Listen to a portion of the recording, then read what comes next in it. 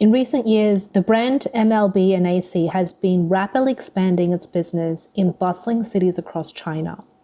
It's reported that the number of its stores has surpassed 1,000. The store's unique clothing style, high-end store decorations, and different promotional discounts offered have attracted a significant number of young customers. Many have been boasted that purchasing from these stores is cheaper than buying through personal shoppers from South Korea. But many customers feel deceived, claiming they were sold counterfeit MLB products. It turns out that this brand has no actual affiliation with the Korean brand MLB. Instead, it originates from Putian, Fujian, a city infamous in China for producing counterfeit goods. Many have been at a loss of words for this blatant counterfeiting. I got duped at my first stop in Wuhan. It was my first encounter with MLB as a countrysider, and I rushed in to make a purchase. After a spree, I realized it was a fake MLB. Friends, you must pay close attention. The genuine MLB doesn't have little wings beside it. Don't be fooled like I was. On October 5, 2023, a consumer filed a complaint on a consumer service platform owned by Sina, a Chinese technology company, stating that on October 3rd, they purchased what they thought was an MLB jacket on Wuhan's Optics Valley pedestrian street, only to discover it was a counterfeit labeled MLB and AC, not the authentic MLB brand. The store was accused of misleading consumers by operating in a gray area. The customer realized this deception immediately after leaving the store and returned to request a refund. Although the staff agreed to the refund, they did not process it immediately, but instead asked to connect via WeChat. Subsequent communications were met with evasion and refusal to refund, along with poor attitudes and refusal to provide a receipt. In response to the complaints, some have commented, "Didn't you see the big AC when you were buying?" Indeed, the store's logo clearly states MLB and AC, not just MLB. The staff did not make false claims. They indeed sold an authentic MLB and AC product. Adding AC to the MLB brand name might suggest an affiliation with MLB. This marketing strategy leverages the public's preconception for its benefit. A research on Taobao, an online shopping platform, reveals a large range of products branded with MLB letters followed by different suffix combinations. The prices vary greatly, with some products being several times more expensive than others. This makes it challenging for consumers to distinguish between genuine and counterfeit products. MLB is an acronym for Major League Baseball in the United States and has its brand representation in South Korea through F&F Co. Limited. In 1997, F&F established the clothing brand MLB Korea. MLB Korea made its official debut in the Chinese market in June 2019, capitalizing on Korea's expertise in fashion. This quickly earned recognition among Chinese consumers.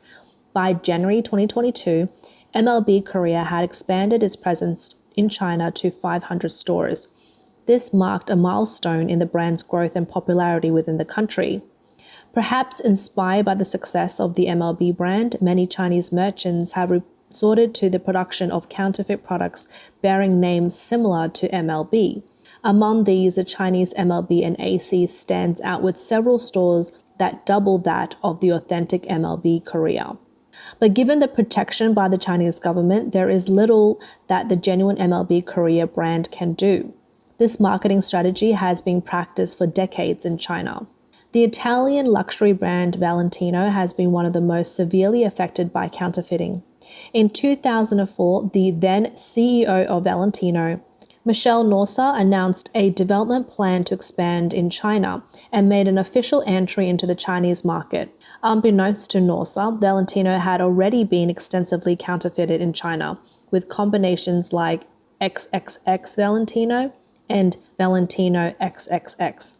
Over 200 variations were derived, including Valentino Binu, Valentino Zordan, Valentino Lewis, Mario Valentino, Love Cat Valentino, and even Valentino Jordan.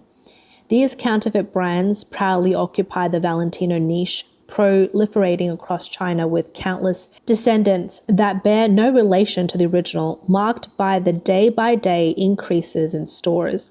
For example, Giovanni Valentino, which claims Italian heritage but is manufactured in Guangdong, China, has seen a surge in perceived value due to its association with the renowned luxury brand Valentino, leading to higher prices and strong sales despite its origin.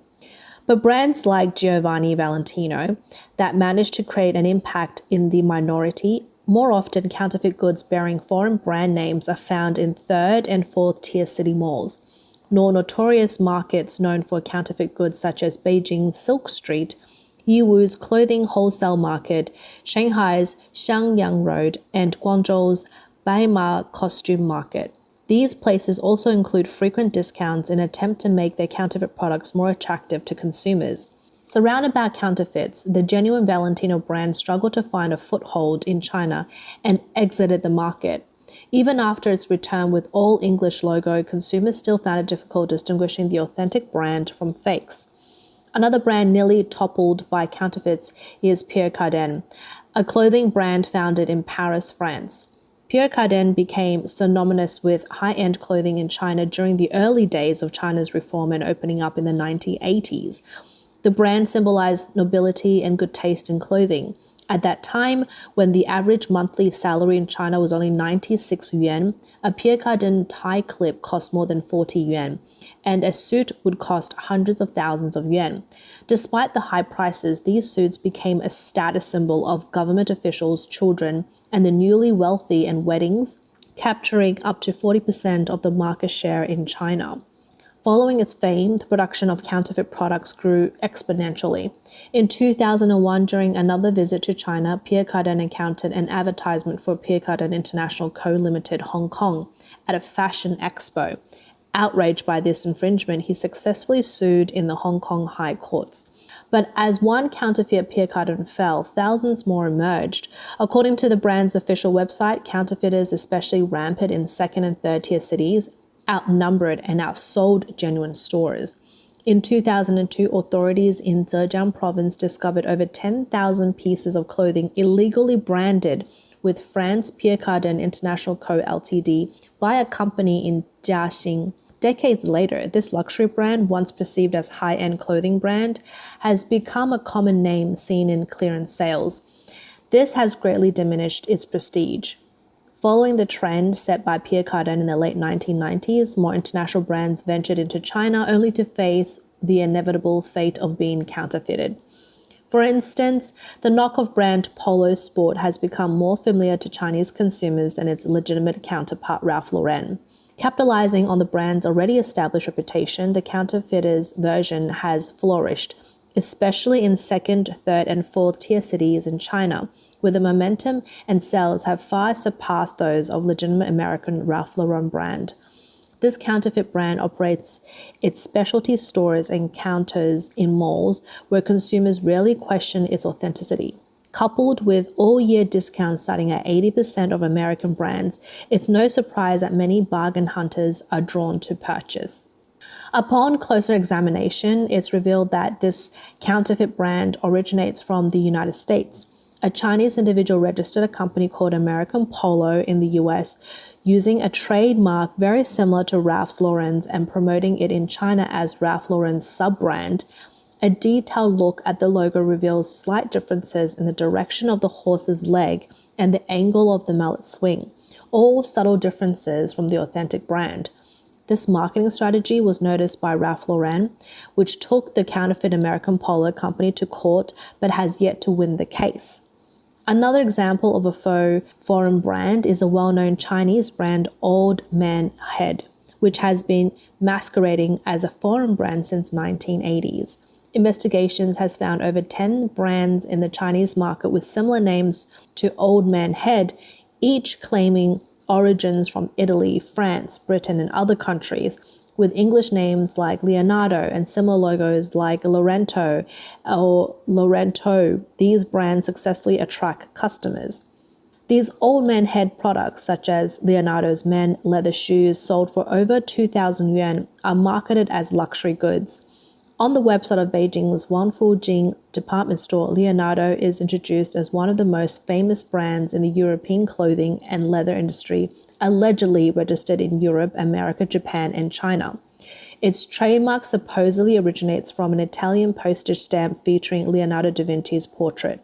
Although popular in China, the Leonardo brand is unknown in Italy and has even appeared on the Italian government agency's anti-counterfeiting list.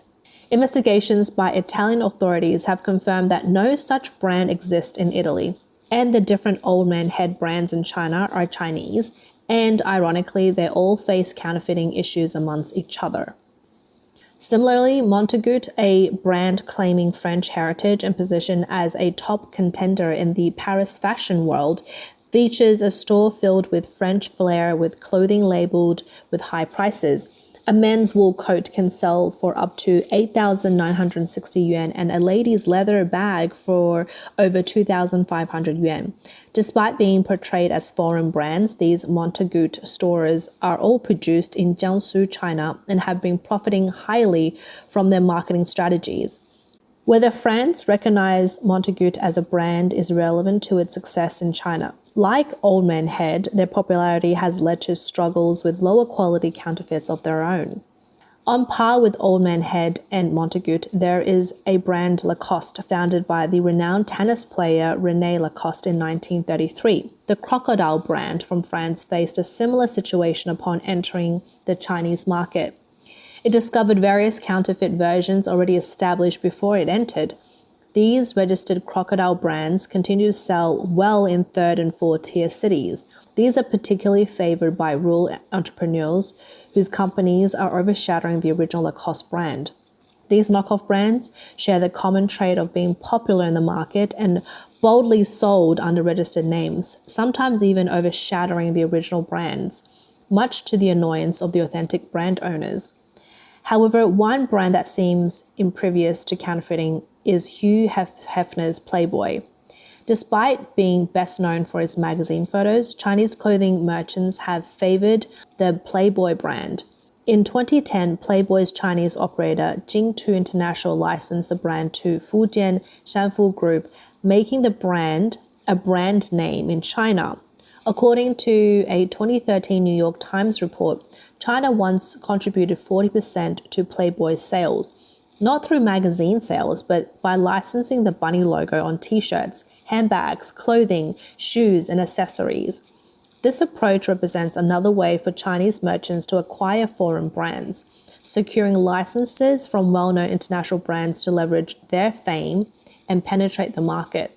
Another successful example of this strategy is the high-end Chinese clothing brand Jeep. Jeep is a brand well recognized as part of American Chrysler's group lineup of off-road vehicles. Takes on a different meaning in China. There, you're likely to spot the Jeep logo across many supermarkets and specialty stores, not on vehicles, but on outdoor and casual apparel. Since 2012, Chrysler has licensed the Jeep apparel brand to China's Li Den Group, a Fujian-based company specializing in clothing, shoes, and other outdoor wear. Leveraging the international brand appeal of Jeep, this homegrown product line has been elevated to a high-end status, misleading many consumers into thinking it's an American brand. In their promotions, they're often an implication of American origin, even though Jeep-branded clothing might be unheard of in the United States, where Jeep is solely known for its vehicles. Nonetheless, this strategy has proven to be a lucrative venture for Li Den Group. Besides Jeep, Li Den Group has also acquired the licensing rights for the Guangzhou Camel brand as early as 2003, another outdoor apparel and footwear trademark. The Camel logo may seem similar, closely resembling the logo of the American Camel cigarette brand. However, the Chinese apparel brand has no relation to the American tobacco brand and has not acquired any trademark licensing from it, essentially making it a counterfeit version of Camel. Yet, in their brand narrative and sales pitches, they consistently emphasize an American heritage, misleading consumers into thinking they are purchasing a high-end foreign brand, thus exploiting those unaware of the truth. Interestingly, this foreign brand does have a connection to the United States. A doctor turned businessman from Hubei, Wang Jing'an, first registered the camel trademark in China in 1993 and later in the United States in 2005, then licensed it to a company he opened in Guangzhou. Through this maneuver, Camel became a brand with purported American roots, allowing the Guangzhou company to profit significantly from this perceived association.